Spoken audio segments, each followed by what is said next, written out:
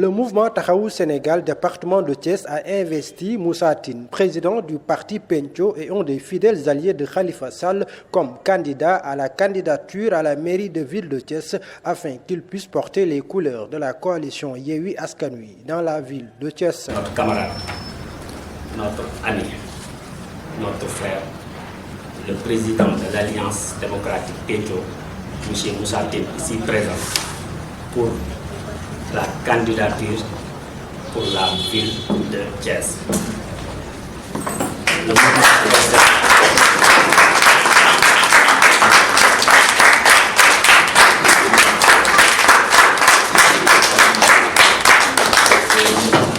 camarades, cette candidature n'est pas fortuite. Nous la lui devons tous, car il a été toujours fidèle auprès de notre président, le président Khalifa Sall. Devant lui, loyal, courtois, disponible et prêt à tout faire pour lui. C'est pourquoi la délégation départementale a porté son choix sur lui pour la ville de Thiès. La candidature ne repose pas simplement sur ça. Si c'est cela, ce serait un peu amer. Nous la lui devons aussi par son caractère, son comportement. C'est un intellectuel de haut niveau. Intellectuel de haut niveau. Quelqu'un qui a travaillé depuis des années dans l'intercommunalité. Jusqu'à présent, il travaille dans la décentralisation.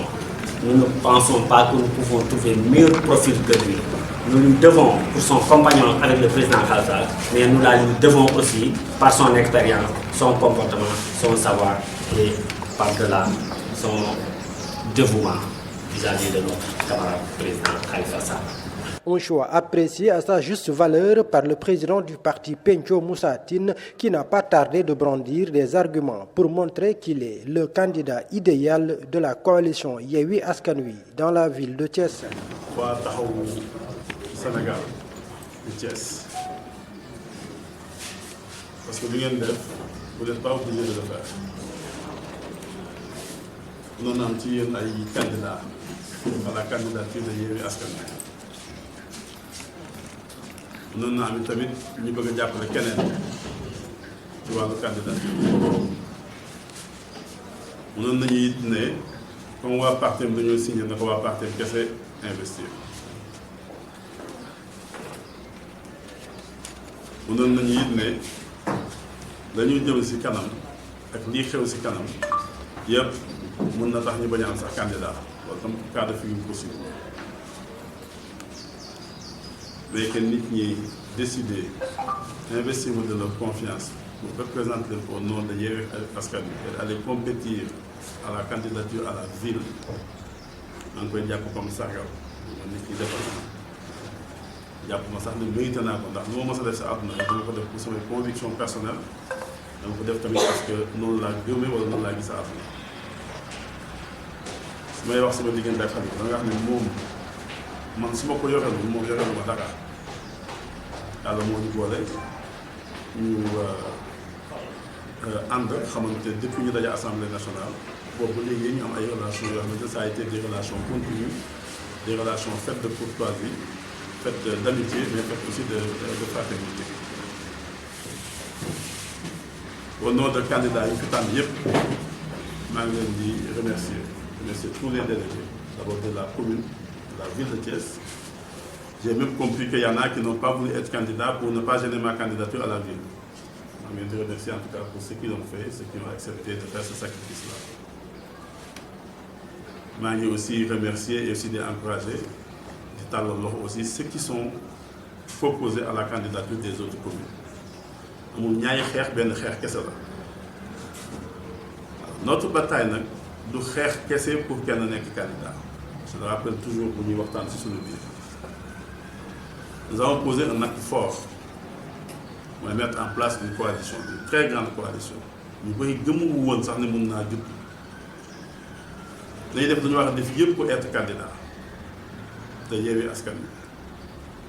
Mais je rappelle toujours aussi que notre première mission, nous autres ici, c'est de faire en sorte que la coalition survive aux investitures.